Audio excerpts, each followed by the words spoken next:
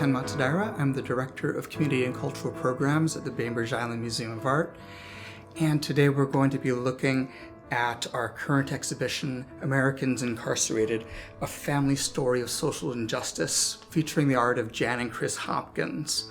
This exhibition looks at the imprisonment of Japanese Americans during World War II. It's of particular interest to the Bainbridge Island community and BIMA because this year marked the 80th anniversary of when Executive Order 9066 was signed. March 30th, 1942, over 200 Bainbridge Islanders of Japanese descent were forcibly removed to inland concentration camps. Bainbridge Island was the first place in the nation that went through this forced removal and incarceration. At the time, people were given about 10 days to get their affairs in order before gathering down at the Eagledale ferry dock for a ride to Seattle and then onto trains to Manzanar, which is in California. They didn't know where they were going. They didn't know how long they would be there. They could take only what they could carry in their suitcases. Many of the families had members missing because the men of the families, many of them had been already taken by the FBI to internment facilities in the interior. This particular exhibition is a collaboration between the artists and the Bainbridge Island community. It is of particular importance to me, as my family was part of those 200 folks who were taken 80 years ago. When I came on at BIMA and had the opportunity to start programming around the 80th anniversary of Executive Order 9066, I just saw it as a huge opportunity to be able to work with the community, work with the artists, and work with this institution in order to educate, in order to inspire, and ultimately to help heal some of these things that had happened 80 years ago, so that niraite mo nai, never again will this happen. And I'm very, very proud of the work that BIMA and our crew here has done for this exhibition. This piece was one piece that I thought was important to make because it talks about the words that were used during World War II and kind of a correction in terminology today about more appropriate terminology. And I got the words from the Japanese American Citizen League national website, and they had a booklet on the power of words. The first part of this, you can see that I wrote interned, but it's crossed out with the word incarcerated. And all the way down, you can see this was a relocation. Instead of relocation, it's forced removal. So all the way down, front and back, are the words that were used, but that now they're crossed out with the words that are more appropriate. While I was working on this piece, and it was the last piece that I did before this show, the Ukraine war broke out. I'm actually considered a fiber artist, but I initially was a basket maker. That's where I learned most of my training in working with organic material. A lot of my pieces still have a lot of organic material in that are kind of unusual, and the reason I use this material and developed this material was because of the lack of materials that were available to me to make larger pieces. This piece is called Spellbound, the power of words. It's supposed to look like rope binding this person, the body of this torso together. I use the colors red, white, and blue, which is wax linen, but the rope itself is made out of cantaloupe peel. Very time-consuming, meticulous way of making a rope. I had to take each of these pieces and sew them together, and then I took it off and I put the words on and then had to wrap it and construct the whole thing. The interior of this piece is grapefruit peel, so that's the base of this piece. I wrapped it in red, white, and blue. I wanted to give kind of a signal to say, this is happening again. We don't want this to happen again. And so I gave kind of note with the Ukraine colors right in the center of the back of this piece.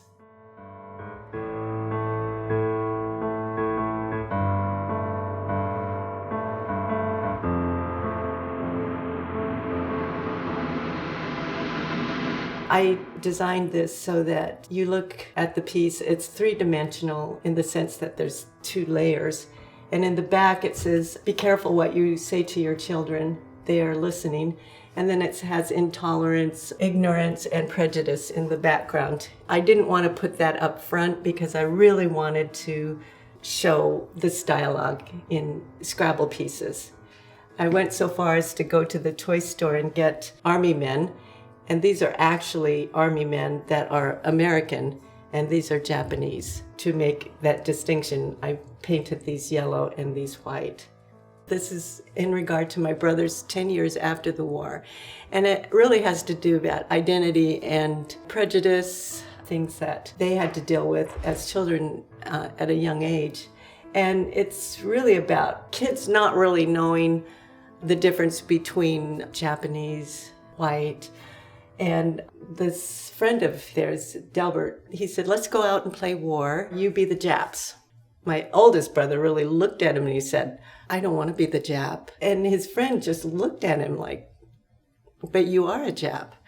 And that was the first time I think that my brother heard that maybe he was different than somebody else. And he ran home to talk to my mother about it. And he said, Mom, Delbert said, I'm a Jap. Am I a Jap? And she said, no, you're Japanese American.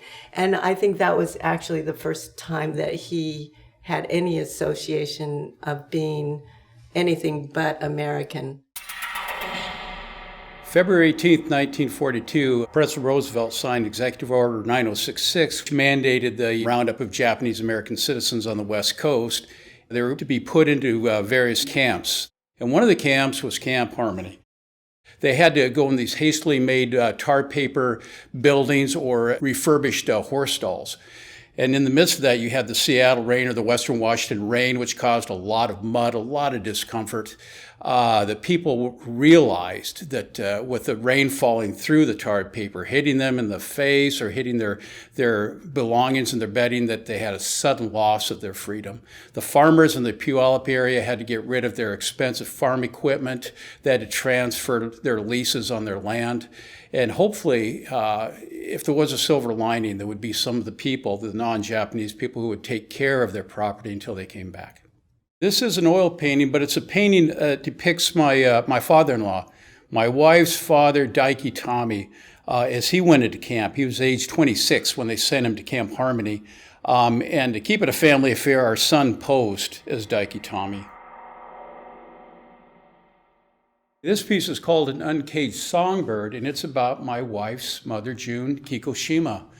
One of the troubling things about the internment, when they rounded up the people, is they could only take 2 pieces of luggage with them. In June's case, she took her violin with her.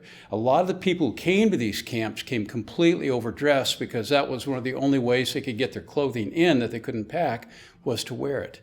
In June's case, like I said, she took her violin, and that was kind of a constant friend to her.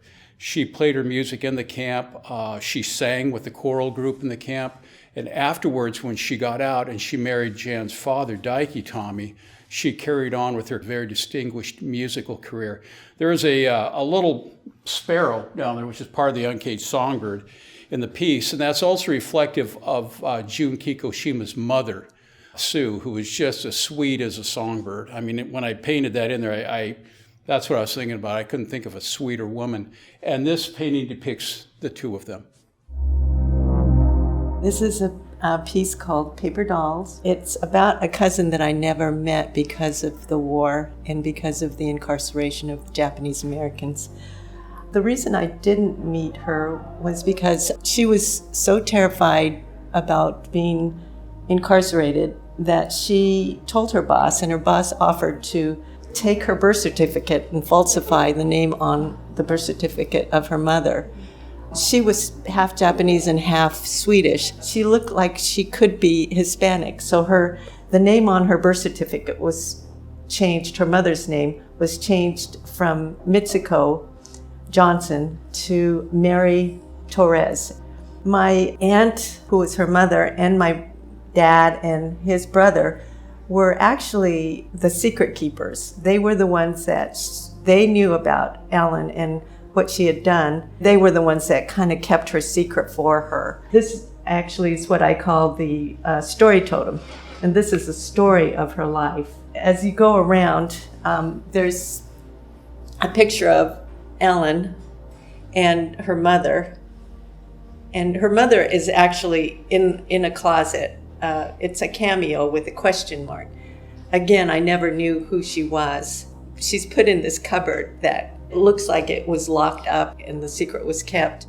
Underneath Ellen, there's a mother, and that is crossed out by the word daughter, which signifies that she made her mother disappear.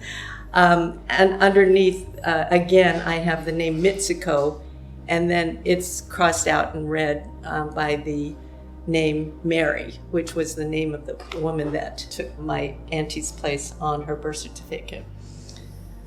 Down here below, you'll see there's a secret, and then it says identity. So this symbolizes her in her secret identity.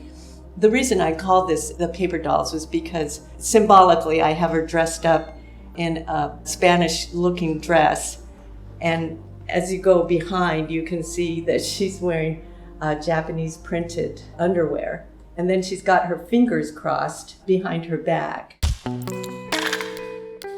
A significant part of what I paint, no matter what, whether it's this exhibit or in general, it deals with the military. And the reason I do that is out of a sense of respect, a sense of gratitude, and a sense of inspiration. So a number of these pieces here are done like in a field sketchbook style on purpose. I wanted it to look like that. And also I did it I thought a medium that would be more indicative to the subject matter. So I used sumi block ink, which my mother-in-law gave me, where you grind off ink and then you dip it and you do your sketchbook. These paintings are oil paintings. This one is done of Mr. Satoru Sakuma, who was originally from Bainbridge Island. His family moved to Burlington in the Skagit Valley to continue their berry fields there. After Pearl Harbor, December 7th, 1941, they took the family and moved them to Manzanar. And one of the things that the Sakumas have always said is their land was kept for by the Oscar Mapes family. While they're incarcerated, it was an act of kindness they'll never forget. Satoru served in the 442nd Regimental Combat Team, which was the most decorated combat team in the history of the U.S. military. When Satoru got out, he went back home. He was one of 8 brothers, 3 of which served in the 442nd, 3 which others served in the Military Intelligence Service, which was part of the military. One of the reasons I do these paintings about the military is there's always something that bothers me, and that is so many of these young men went into battle at such an early age before they could even have families or children, and they get killed and they become forgotten. Which brings me to the painting of Shuichi Sato. I did this painting as part of a project with my very talented son. We were commissioned by the History Channel. We did a number of paintings for a show called Hidden Heroes about the 442nd.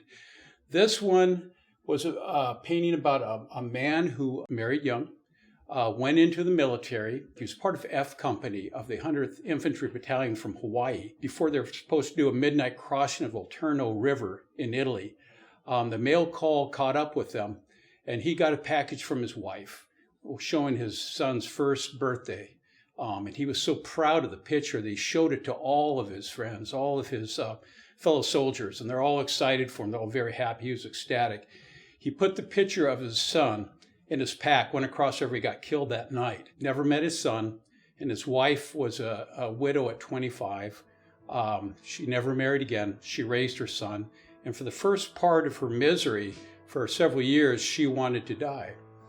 And then as time went on, she became very strong and very resilient, and she told her son, "We have to live twice as long to fill in your father's life."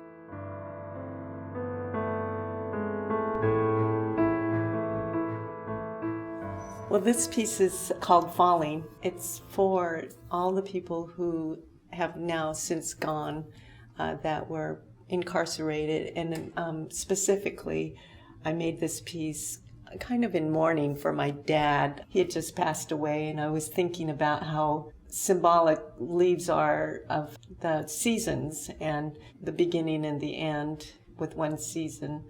And then I used watch parts on this piece too to symbolize time. In the interior, I have a heart, and that was specifically for my dad and the way I was feeling about his passing. When I worked on this piece, I wasn't actually able to work on pieces at the time, but this piece, because it was dedicated to my dad and his passing, and I decided to keep this piece and let it be in this show and really make it also about everyone that was incarcerated and what they'd gone through. Part of it's also about being left with the idea of understanding what happened to them and the silence that they had about their incarceration for so many years, and then just being able to let it go free. The interior is grapefruit peel.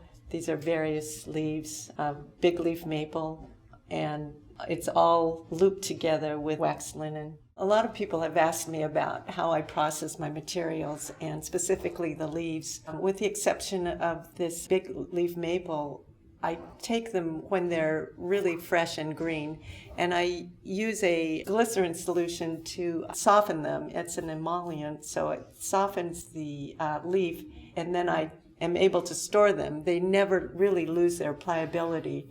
The color changes on these, they never stay green, and so they usually turn this brownish color, with the exception of this one. The other reason I use glycerin and I want them pliable and soft is to sew on them, and the other thing is to kind of check colors. I don't really know the actual color until they come out of the glycerin.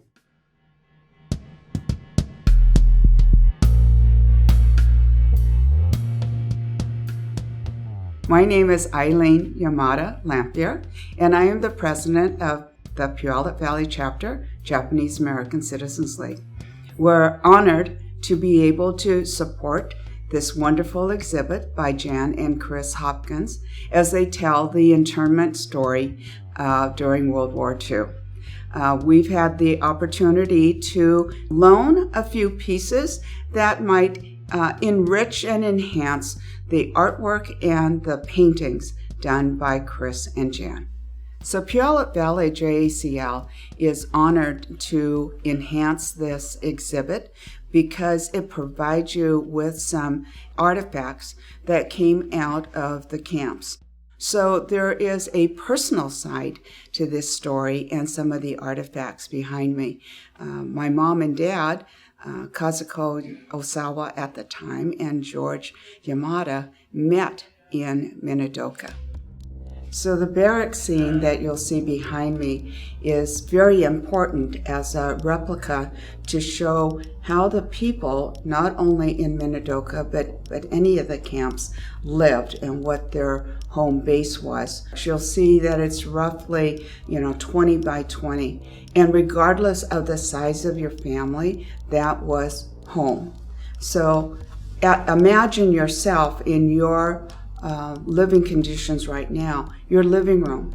And regardless of how many family members, you're going to take all of your beds and put it in your living room. Everybody is now going to sleep in the living room, and that's it. There's not going to be any running water. You're just confined to your living room. And this gives you a sense of what people in 1942 throughout the war were living in. As you stand in front of this barrack scene, I want you to notice that the wooden walls do not go all the way up to the ceiling. And that is because that's the way the barracks were constructed. The walls were only 7 to 8 feet high, but the ceilings were oftentimes 9 to 10. So if you had a crying baby or you had a heavy snore, those sounds carried from one end of the barrack to the other. So it added to the challenges of the lack of privacy. And the question that I always ask myself is, Why? Why did the government construct the barrack that way to create that sense of you are exposed? So as you look at this scene, imagine yourself and your family members in this scene. Everybody is going to hear your conversation. When you walk away, I want you to imagine that suddenly your family is put into this living condition, and you're going to live this way for 3.5 years.